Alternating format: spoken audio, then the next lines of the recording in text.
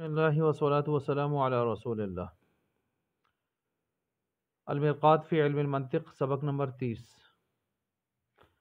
فصل فی القیاس الاقترانی۔ قیاس کی دو قسمیں تھیں، قیاس استثنائی اور قیاس اقترانی۔ قیاس استثنائی کو پچھلے سبق میں بیان کر دیا گیا، سبق نمبر 29 میں۔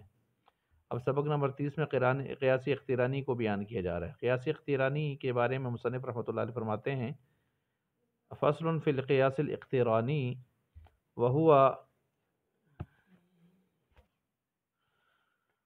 وہو قسمان، اور وہ دو قسموں پر ہے، حملی و شرطی، حملی اور شرطی۔ قیاس اقترانی حملیہ اور شرطیہ۔ پھر اس کے بعد مصنف رحمۃ اللہ علیہ فرماتے ہیں، وموضوع النتیجۃ فی القیاس الحملی۔ قیاس حملی میں جو نتیجہ ہوتا ہے نا، نتیجے کا جو موضوع ہوتا ہے، قیاس حملی کے اندر جو نتیجے کے اندر جو موضوع ہوتا ہے، اس کو یسمى اصغر، اس کا نام اصغر رکھا جاتا ہے، لکونہ اقل افرادا فی الاغلب، کیونکہ عام طور پر اس کے افراد جو ہیں وہ کم ہوتے ہیں اکبر سے، یعنی محمول سے۔ ومحمولہ یسمى اکبر، اور اس کا جو محمول ہے اس کا نام اکبر رکھا جاتا ہے، لکونہ، اس وجہ سے کہ اس کے لکونہ اکثر افرادا غالبا، کیونکہ محمول کے افراد عموماً موضوع سے زیادہ ہوتے ہیں۔ والقضیۃ التی جعلت، اور وہ قضیہ کہ التی جعلت جزء قیاس، کہ جس میں جزء قیاس یسمى مقدمۃ، اور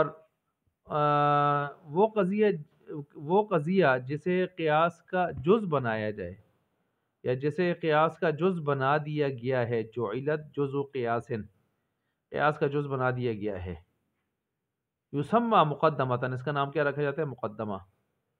یعنی قیاس کے ابتدائی جو دو مقدمے ہوتے ہیں نا، جن کو ہم کہتے ہیں دو معلوم تصدیقات، وہ اس کو مقدمہ کہا جاتا ہے، اور دو مقدمے ہوتے ہیں چونکہ تو اس کو مقدمتین کہا جاتا ہے پھر۔ اور وہ مقدمہ جس میں اصغر ہو، یعنی اصغر کسے کہتے ہیں؟ جو نتیجے کا موضوع ہو، جس میں وہ اصغر پایا جائے پیچھے مقدمہ میں، اس کو صغرا کہتے ہیں۔ اور وہ مقدمہ کہ جس میں نتیجے کا جو محمول اکبر ہے وہ پایا جائے تو اس مقدمہ کو کبرا کہتے ہیں۔ چنانچہ فرماتے ہیں، والقضیۃ التی جعلت جزء قیاس، اور وہ قضیہ جس میں بنایا جائے قیاس کے جز کو، یسمى مقدمۃ، کہ جس میں یعنی جسے وہ قضیہ جسے قیاس کا جز بنایا جائے، وہ قضیہ جس کو قیاس کا جز بنایا جائے، یسمى مقدمۃ، اس کو مقدمہ کہتے ہیں۔ والمقدمۃ التی فیہا الاصغر، اور وہ مقدمہ جس میں اصغر ہو، تسمى صغرا، اس کو صغرا کہتے ہیں۔ والتی فیہا الاکبر، اور جس مقدمہ میں اکبر ہو، کبرا، اس کو کیا کہتے ہیں؟ یسمى کبرا، اس کا نام رکھا جاتا ہے کبرا۔ والجزء الذی، اور وہ جز تکرر بینہما، جو ان دونوں کے درمیان میں متکرر ہو کر، ڈبلنگ کی صورت میں آیا ہو، یسمى حدا اوسطا، اس کا نام حد اوسط رکھا جاتا ہے، جس کو نتیجہ نکالنے کے لیے گرایا جاتا ہے۔ واقتران الصغرى بالکبرى، اور صغرا کو جو کبرا کے ساتھ ملایا جاتا ہے، یسمى قرینۃ، اس کا نام قرینہ رکھا جاتا ہے۔ وضربا، اور اس کا نام ضرب ایک قسم رکھا جاتا ہے۔ والہیئۃ الحاصلۃ من کیفیۃ وضع الاوسط عند الاصغر والاکبر، اور وہ شکل صورت جو حاصل ہوتی ہے اوسط، حد اوسط کو رکھنے کی حالت سے، کیفیت سے، اصغر کے پاس اکبر کو، اور اکبر کے پاس، یعنی اصغر اکبر کے پاس جو اس کو حد اوسط کو جو رکھا جاتا ہے صغرا اور کبرا کے ساتھ، اس کا جو ملنا ہوتا ہے، وہ ہیئت جو حاصل ہوتی ہے حد اوسط کے اصغر اور اکبر کے پاس رکھنے کی کیفیت سے، اس کا نام شکل رکھا جاتا ہے۔ اور وہ ہیئت جو حاصل ہو حد اوسط کے اصغر اور اکبر کے پاس رکھنے کی جو کیفیت ہے، اس کیفیت کا نام شکل رکھا جاتا ہے۔ اور شکل جو مشہور شکلیں ہیں وہ 4 ہیں، تو اشکال اربعہ کے نام سے اس کو بیان کیا جاتا ہے۔ اب یہاں پر دیکھیں مصنف رحمۃ اللہ علیہ نے جو فرما دیا نا کہ قیاس اقترانی کی دو قسمیں، حملی اور شرطی۔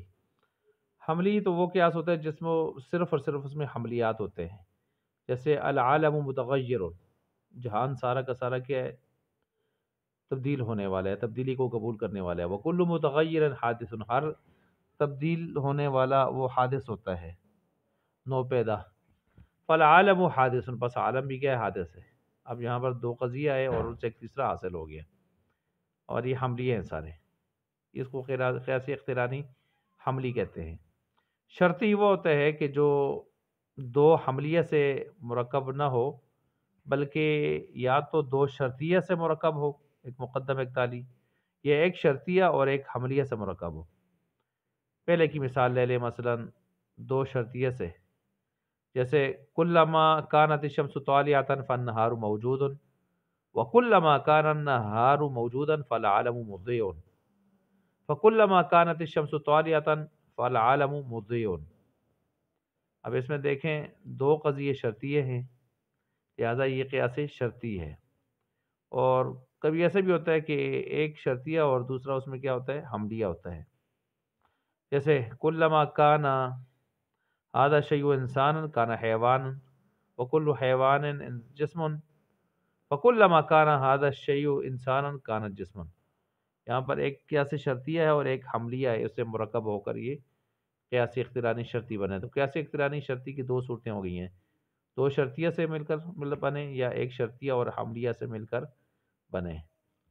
تو اس لحاظ سے یہاں پر اس کو لایا گیا ہے، ٹھیک ہے۔